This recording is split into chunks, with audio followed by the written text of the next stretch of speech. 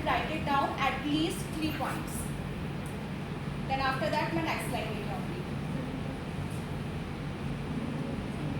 आपने बजट क्यों प्रिपेयर किया है? What is the objective of this budget? At least 3 points लिखने हैं कि हम बजट क्यों बनाते हैं.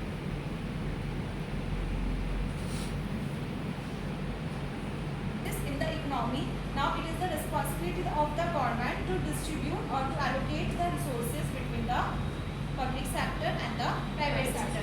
तो ये गवर्नमेंट की यहाँ पर रिस्पॉन्सिबिलिटी हो जाती है कि जो वो फिक्स्ड रिसोर्सेज हैं वो प्राइवेट सेक्टर और पब्लिक सेक्टर के बीच में क्या करे, डिस्ट्रीब्यूट करे. This is the first objective, that is the allocation of resources. The second one is the distribution. Distribution and allocation में कोई बताएगा क्या डिफरेंस होता है? Via fair distribution, it means that different sections in the society should get equal opportunity.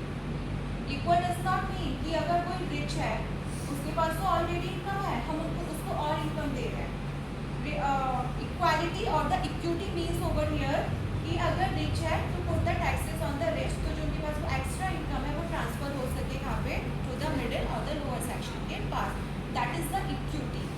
Got it? तो distribution second function of the union budget कि government क्या करती है कि जो distribute करती है fixed resources को fair manner में between the public sector and the private sector के बीच में. The third one is the stabilization function. India is a dynamic economy जहाँ पे fluctuations आते रहते हैं. Have you all know about the cyclical fluctuations like a business cycle जहाँ पे boom, recession, recovery, drop, peak. तो इकोनॉमी में भी फ्लक्चुएशंस आते रहता है. इन फ्लक्चुएशंस को स्टेबलाइज करने के लिए government has to take the various steps. बहुत सारे स्टेप्स लेती है. इसको बजट से कनेक्ट करते हैं. आपके एक फैमिली बजट बना एक मंथ का कि आप इस मंथ इन आइटम्स पे इतना एलोकेट करोगे. बट सडनली क्या होता है, आपके कोई अनएक्सपेक्टेड गेस्ट आ जाते हैं और उस टाइम पे क्या होता है, पूरा बजट क्या हो जाता है, गड़बड़ हो जाता है. तो सेम एज इट इज़ जब इकोनॉमी गवर्नमेंट भी एक बजट प्रिपेयर करती है कि वो यहाँ पे खर्च करेगी और these are the sources of the government income. But जब इकोनॉमी में अनएक्सपेक्टेड फ्लक्चुएशंस आता है या इकोनॉमी क्या करती है, फ्लक्चुएट करती है. कोविड-19 आ गया जो कि अनएक्सपेक्टेड इवेंट था, या फिर अचानक सडनली इकोनॉमी क्या हो गई, डिप्रेशन में चली गई. हाँ, there government has to take the some steps. Like अगर इन्फ्लेशन बहुत ज़्यादा है तो गवर्नमेंट क्या करेगी, सप्लाई को क्या करेगी इकोनॉमी में, कम कर देगी. क्योंकि जब मनी सप्लाई कम होगी डिमांड कम होगी. जब डिमांड, क्योंकि इन्फ्लेशन क्यों है, क्योंकि डिमांड जो है सप्लाई को मीट नहीं कर पा रही है. डिमांड ज़्यादा है और सप्लाई कम है. इसी फ्लक्चुएशंस को कम करने के लिए गवर्नमेंट क्या करती है, प्री प्लान लेके चलती है, जिसको क्या कहा जाता है, that is known as budget. So there are the 3 functions of the budget. The first one is allocation function, to allocate the resources between the private sector and the public sector. The second one is the distribution function. It means the government makes sure that there should be a fair distribution in the economy. And the third function is stabilization of the economy. To stabilize the fluctuations in the economy, the government has to take some steps. Same as it is, अगर economy में deflation होता है, then what will the government do? क्या करेगी government, क्यों है, पहले reason उसका पता करो कि what is the reason behind of deflation. Because there is no money supply in the economy. No money supply, it means there is no demand in the economy. तो government will increase the money supply. Government वहाँ पे money supply को increase करेगी. Any doubt? Have you all clear? Moving to the next one. Okay. Budget किन components से बनता है? It means what are the variables of the budget? आपने budget बनाया, that is a family budget.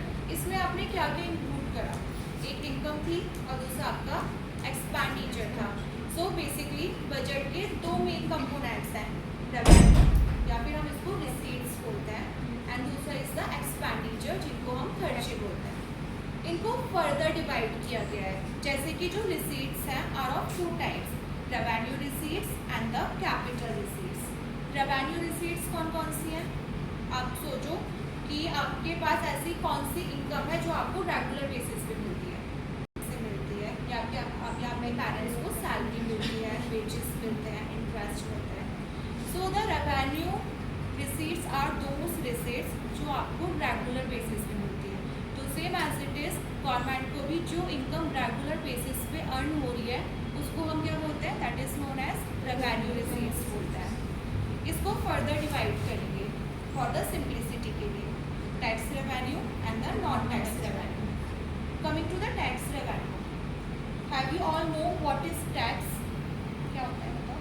इसमें उन्हें टैक्स देते हैं, जैसे कि हम लैंड मतलब रहते हैं ज़मीन पर तो उसका देते हैं टैक्स, उन्हें पे करते हैं। अगर हम गवर्नमेंट की चीज़ यूज़ करेंगे तो ही हम टैक्स देंगे, फिर हम इनकम टैक्स क्यों देते हैं? इसमें तो हम गवर्नमेंट का कुछ भी यूज़ नहीं कर रहे। सिस्टम होता है जो कि गवर्नमेंट इम्पोज करती है और ये उसके लिए मैंडेटरी हो जाता है जो जिसके ऊपर वो इम्पोज किया गया है, जिसके ऊपर लगाया गया है। टैक्स को बेसिकली हम दो पार्ट में डिवाइड करते हैं, direct tax and the indirect tax. Direct tax वो होता है जिसके ऊपर लगाया गया है, वही पर्सन लायबल होता है उसको पे करने के लिए। लाइक अ इनकम टैक्स, अगर इनकम टैक्स मिस्टर ए की इनकम पे लगा है, now mister A is liable to pay the tax. अब ए की इनकम पे बी टैक्स पे नहीं करेगा, that is the direct tax. Can anyone give me example of direct taxes? Tax, corporate tax, capital gain tax, wealth tax. Got it? The second one is indirect tax. Indirect tax कौन सा होता है?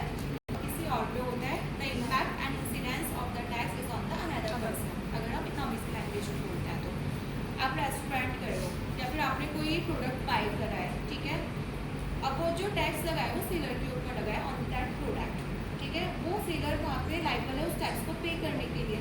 But actually GST लग के bill किसके पास आता है? Consumer के पास आता है। एक्चुअली जो बियर है, जो सेक्रीफाइस कर रहा है वो कौन कर रहा है? कंज्यूमर कर रहा है। This is the indirect tax. ये लगता है किसी और पे, बियर कोई और करता है। एग्जाम्पल के लिए जीएसटी। सर्विस टैक्स अब नहीं है क्योंकि जीएसटी जब से इंट्रोड्यूस हुआ है उसको हटा दिया गया है। वैल्यू एडेड टैक्स है, एंटरटेनमेंट टैक्स है, जब आप मूवी टिकट्स लेते हो उसमें भी आप जीएसटी देखने हो लगता है। करेक्ट? तो दिस आर द डायरेक्ट और इनडायरेक्ट टैक्सेस।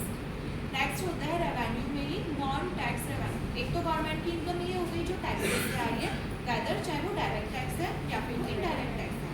अब कुछ ऐसी इनकम भी है गवर्नमेंट की जो अदर दैन टैक्सेस से आ रही है। कौन कौन सी ऐसी इनकम है? दैन टैक्सेस से आ रही है, जहाँ पे टैक्स के थ्रू नहीं आ रही गवर्नमेंट को रेगुलर बेसिस पे।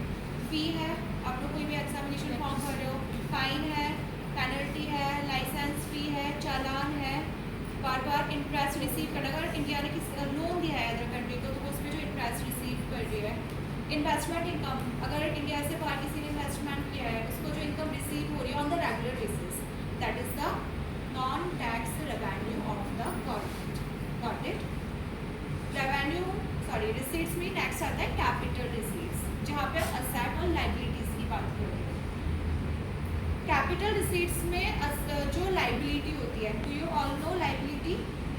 ठीक है, क्रिएट होती है और असेट रिडक्शन होता है।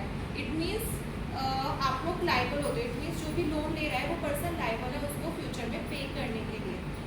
कैपिटल रिसीट्स का example like a borrowings, recovery of loan and और क्या हो सकता है बताओ?